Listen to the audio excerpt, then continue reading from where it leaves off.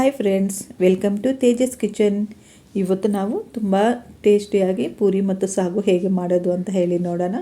ಇದಕ್ಕೋಸ್ಕರ ನಾವು 2 ಕಪ್ಪಷ್ಟು ಗೋಧಿ ಹಸಿಟ್ಟು ತಗೊಂಡು ಸ್ವಲ್ಪ ಉಪ್ಪು ಹಾಕಿಬಿಟ್ಟು ಚೆನ್ನಾಗಿ ಒಂದು ಸಾರಿ ಮಿಕ್ಸ್ ಮಾಡ್ಕೊಳ್ಳೋಣ. ಆಮೇಲೆ ಸ್ವಲ್ಪನೇ ನೀರು ಸೇರಿಸ್ಕೊಳ್ತಾ ಹಸಿಟ್ಟನ್ನ ಚೆನ್ನಾಗಿ ಸಾಫ್ಟಾಗಿ ಮಿಕ್ಸ್ ಮಾಡ್ಕೊಳ್ಳೋಣ. ನೋಡಿ, ಹಸಿಟ್ಟೆಲ್ಲ ಚೆನ್ನಾಗಿ ಮಿಕ್ಸ್ ಆದಮೇಲೆ 1-2 ಸ್ಪೂನಷ್ಟು ಎಣ್ಣೆ ಹಾಕಿಬಿಟ್ಟು ಇನ್ನೊಂದು ಸಾರಿ ಹಸಿಟ್ಟನ್ನ ಮಿಕ್ಸ್ ಮಾಡಿ ಸಾಗು ಆಗೋವರೆಗೂ ಮುಚ್ಚಳ ಹಾಕಿ ಪಕ್ಕಕ್ಕೆ ಇಟ್ಕೊಳ್ಳೋಣ. ಈಗ ನಾವು ಸಾಗುಗೆ 3 ಟೀ ಸ್ಪೂನಷ್ಟು ಎಣ್ಣೆ ಸೇರಿಸ್ಕೊಂಡು ಸ್ವಲ್ಪ ಉದ್ದಿನಬೇಳೆ, ಸ್ವಲ್ಪ ಕಡಲೆಬೇಳೆ, ಸ್ವಲ್ಪ ಜೀರಿಗೆ, ಸಾಸಿವೆ ಮತ್ತು ಸೋಂಪು ಕಾಳು ಹಾಕ್ಕೊಳ್ಳೋಣ. ಸೋಂಪು ಹಾಕೋದ್ರಿಂದ ಇದರ ರುಚಿ ತುಂಬ ಚೆನ್ನಾಗಿರುತ್ತೆ. ಮತ್ತು ಇಲ್ಲಿ ನಾವು ಆಲೂಗಡ್ಡೆ ಉಪಯೋಗಿಸ್ತಾ ಇರೋದ್ರಿಂದ ಸೋಂಪು ಹಾಕಿದ್ರೆ ಚೆನ್ನಾಗಿ ಜೀರ್ಣ ಆಗುತ್ತೆ, ಗ್ಯಾಸ್ಟ್ರಿಕ್ ಕೂಡ ಆಗೋದಿಲ್ಲ. ನೋಡಿ, ಇಷ್ಟನ್ನು ಒಂದು ಸರ್ತಿ ಫ್ರೈ ಮಾಡ್ಕೊಳ್ಳೋಣ. ಇದು ಸ್ವಲ್ಪ ಫ್ರೈ ಆದಮೇಲೆ ಒಂಚೂರು ಕರಿಬೇವು ಸೊಪ್ಪು ಹಾಕಿ ಚೆನ್ನಾಗಿ ಮಿಕ್ಸ್ ಮಾಡ್ಕೊಳ್ಳಿ. ನಾವು ಕಟ್ ಮಾಡಿ ಇಟ್ಕೊಂಡಿರೋಂಥ ಈರುಳ್ಳಿನ ಸೇರಿಸ್ಕೊಳ್ಳೋಣ. ಇಲ್ಲಿ ನಾನು ದೊಡ್ಡದು ಒಂದು ಈರುಳ್ಳಿನ ಕಟ್ ಮಾಡಿ ಸೇರಿಸ್ಕೊಂಡು ಚೆನ್ನಾಗಿ ಫ್ರೈ ಮಾಡ್ಕೊಳ್ಳೋಣ. ಈರುಳ್ಳಿ ಚೆನ್ನಾಗಿ ಕೆಂಪಗೆ ಫ್ರೈ ಆಗಲಿ. ಈಗ ನಾವು ಕಟ್ ಮಾಡಿ ಇಟ್ಕೊಂಡಿರೋಂಥ 2 ಟೊಮೆಟೊಗಳನ್ನ ಹಾಕ್ಕೊಳ್ಳೋಣ.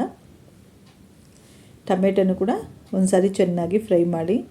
ನಾವಿಲ್ಲಿ ಆಲೂಗಡ್ಡೆನ ಮೊದಲೇ ಬೇಯಿಸ್ಬಿಟ್ಟು ಸಿಪ್ಪೆ ತೆಗೆದು ಪಕ್ಕಕ್ಕೆ ಇಟ್ಕೊಂಡಿದ್ದೀವಿ. ನೋಡಿ, ಟೊಮೆಟೊ ಚೆನ್ನಾಗಿ ಫ್ರೈ ಆಗಬೇಕು. ಬೇಕಿದ್ದರೆ ನೀವಿಲ್ಲಿ ಚೂರು ಉಪ್ಪು ಕೂಡ ಹಾಕಿ ಟೊಮೆಟೊನ ನೀಟಾಗಿ ಫ್ರೈ ಮಾಡ್ಕೊಳ್ಳಿ. ಈಗ ನಾವು 1-2 ಸ್ಪೂನಷ್ಟು ಕಡಲೆ ಹಸಿಟ್ಟು ಸೇರಿಸ್ಕೊಳ್ಳೋಣ. ನೀವು ಕ್ವಾಂಟಿಟಿ ಎಷ್ಟು ಮಾಡ್ತೀರೋ ನೋಡಿಕೊಂಡು ಕಡಲೆ ಹಸಿಟ್ಟು ಸೇರಿಸ್ಕೊಳ್ಳಿ. ಸ್ಟವ್ ಸಿಮ್ಮಲ್ಲೇ ಇಟ್ಕೊಂಡು ಚೆನ್ನಾಗಿ ಕಡಲೆ ಹಸಿಟ್ಟನ್ನ ಫ್ರೈ ಮಾಡ್ಕೊಳ್ಳಿ ಎಣ್ಣೆಯಲ್ಲಿ. ನಿಮಗೆ ಈ ರೀತಿ ಮಾಡೋಕ್ಕೆ ಏನಾದರೂ ಕಷ್ಟ ಅನಿಸಿದ್ರೆ ಕಡಲೆ ಹಸಿಟ್ಟನ್ನ ಸಪ್ರೇಟಾಗಿ ಫ್ರೈ ಮಾಡಿಬಿಟ್ಟು ಇದರಲ್ಲಿ ಕೂಡ ಮಿಕ್ಸ್ ಮಾಡ್ಕೋಬಹುದು. ಈ ಥರ ಮಾಡಿದ್ರು ಆ ಥರ ಮಾಡಿದ್ರು ಎರಡು ಒಂದೇ. ನಾನು ನೋಡಿ, ಇಲ್ಲೇ ನಾವು 3 ಟೀ ಸ್ಪೂನ್ ಎಣ್ಣೆ ಹಾಕ್ಕೊಂಡಿದ್ವಲ್ಲ, ಆದ್ದರಿಂದ ಡೈರೆಕ್ಟಾಗಿ ಇದರಲ್ಲೇ ಕಡಲೆ ಹಸಿಟ್ಟು ಹಾಕಿ ಚೆನ್ನಾಗಿ ಫ್ರೈ ಮಾಡ್ಕೊಳ್ತಾ ಇದ್ದೀನಿ. ಇಲ್ಲಿ ಕಡಲೆ ಹಸಿಟ್ಟು ತುಂಬ ಚೆನ್ನಾಗಿ ಫ್ರೈ ಆಗಬೇಕು. ನೋಡಿ, ಕಡಲೆ ಹಸಿಟ್ಟೆಲ್ಲ ಚೆನ್ನಾಗಿ ಫ್ರೈ ಆಗಿದೆಯಲ್ಲ. ಈಗ ಬೇಕಿದ್ದರೆ ನಾವು 1-2 ಸ್ಪೂನು ನೀರು ಸೇರಿಸ್ಕೊಳ್ಳೋಣ. ಈಗ ಇದಕ್ಕೆ ನಾವು ಸ್ವಲ್ಪ ಉಪ್ಪು, ಸ್ವಲ್ಪ ಅರಿಶಿಣದ ಪುಡಿ, 1.5 ಸ್ಪೂನಷ್ಟು ಅಚ್ಚ ಖಾರದ ಪುಡಿ, 1 ಸ್ಪೂನ್ ಧನಿಯಾ ಪುಡಿ, ಸ್ವಲ್ಪ ಜೀರಿಗೆ ಪುಡಿ ಸೇರಿಸ್ಕೊಳ್ಳೋಣ. ನಾವಿಲ್ಲಿ ಒಂಚೂರು ನೀರು ಸೇರಿಸಿರೋದ್ರಿಂದ ಇದನ್ನು ಸೀದೋಗೋದಿಲ್ಲ. ಸ್ವಲ್ಪ ಚೆನ್ನಾಗಿ ಮಿಕ್ಸ್ ಮಾಡ್ಕೊಳ್ಳೋಣ. ನೋಡಿ, ಈಗ ಇದೆಲ್ಲ ಫ್ರೈ ಆಗಿದೆ.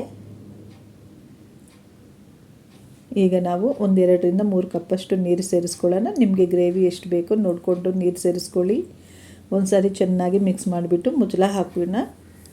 ನೋಡಿ, ಇದು ಚೆನ್ನಾಗಿ ಕುದಿಯೋಕ್ಕೆ ಬಂದಮೇಲೆ ಒಂದು ಸಾರಿ ಚೆನ್ನಾಗಿ ಕಲಿಸ್ಕೊಳ್ಳೋಣ. ನಾವಿಲ್ಲಿ ಕಡಲೆ ಹಸಿಟ್ಟು ಹಾಕಿರೋದ್ರಿಂದ ತಳ ಹಿಡಿಯೋ ಸಾಧ್ಯತೆ ಇರುತ್ತೆ. ಒಂದು ಸಾರಿ ನೀಟಾಗಿ ಕಲಿಸ್ಬಿಟ್ಟು ನಾವು ಬೇಯಿಸಿ ರೆಡಿ ಮಾಡಿ ಇಟ್ಕೊಂಡಿರೋ ಆಲೂಗಡ್ಡೆನ ಕೈಯಲ್ಲೇ 1-2-3 ಪೀಸ್ ಮಾಡಿಬಿಟ್ಟು ಹಾಕಿಬಿಟ್ಟು ಚೆನ್ನಾಗಿ ಕುದಿಸ್ಕೊಳ್ಳಿ. ಆಲೂಗಡ್ಡೆಗೆ ಉಪ್ಪು ಖಾರ ಎಲ್ಲ ಚೆನ್ನಾಗಿ ಇಡಿಸ್ಬೇಕು.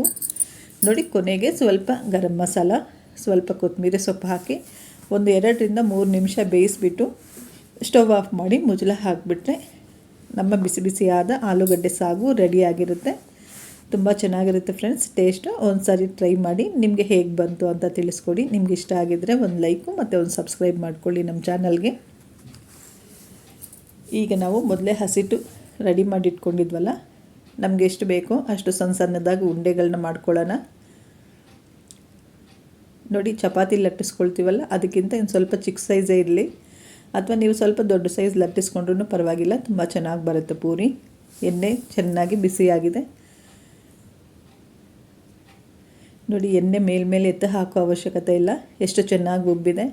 ನಾವು ಯಾವಾಗ ಮಾಡಿದ್ರೂ ಪೂರಿ ಏನೋ ಬಾಣಲಿಯಲ್ಲಿ ಉಬ್ಬುತ್ತೆ, ಆದರೆ ಪ್ಲೇಟಿಗೆ ತೆಗೆದಿಟ್ಟಿದ ತಕ್ಷಣ ಅದು ಪೂರ್ತಿಯಾಗಿ ಇಳಿದೋಗುತ್ತಲ್ಲ, ಆ ರೀತಿ ಆಗಬಾರ್ದು ಅನ್ನಂಗಿದ್ರೆ ಎಣ್ಣೆಯಲ್ಲಿ ನಾವು ಪೂರಿ ಫ್ರೈ ಮಾಡಿದಾಗ 1-2 ನಿಮಿಷ ಚೆನ್ನಾಗಿ ಫ್ರೈ ಮಾಡಿಕೊಂಡ್ರೆ ನೀವು ಪ್ಲೇಟಲ್ಲಿ ಇಳಿಸಿ ಇಟ್ಟ ಮೇಲೆ ಕೂಡ ಪೂರಿ ಉಬ್ಬೇ ಇರುತ್ತೆ. ಪೂರಿ ಇಳಿಯೋದಿಲ್ಲ, ನೀಟಾಗಿ ಉಬ್ಬೇ ಇರುತ್ತೆ. ಒಂದು ಸರ್ತಿ ಈ ಟಿಪ್ಸ್ನ ಫಾಲೋ ಮಾಡಿ. ಹೋಟ್ಲಲ್ಲೆಲ್ಲ ಕೊಟ್ಟರೆ ನೋಡಿ, ಪ್ಲೇಟಿಗೆ ಬಂದಾಗಲೂ ಅದು ಉಬ್ಬಿರುತ್ತಲ್ಲ, ಇಲ್ಲಿ ಕೂಡ ಅದೇ ಥರ ಆಗುತ್ತೆ. ನೋಡಿ, ಎಷ್ಟು ಪೂರಿ ಮಾಡಿದ್ರೂ ಅಷ್ಟು ಪೂರಿಗಳು ಚೆನ್ನಾಗಿ ಉಬ್ಕೊಳ್ತವೆ. ಇಲ್ಲಿ ನಾನು ಪ್ಲೇಟಲ್ಲಿ ಇಟ್ಟು ತೋರಿಸಿದ್ದೀನಿ ನೋಡಿ, ಎಲ್ಲ ಪೂರಿ ಚೆನ್ನಾಗಿ ಉಬ್ಬಿದೆ. ನೀವು ಒಂದು ಸತಿ ಟ್ರೈ ಮಾಡಿ ಫ್ರೆಂಡ್ಸ್. ಇದೇ ಥರ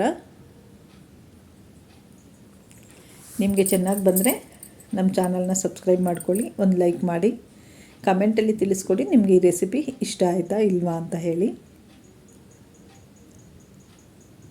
ಥ್ಯಾಂಕ್ ಯು.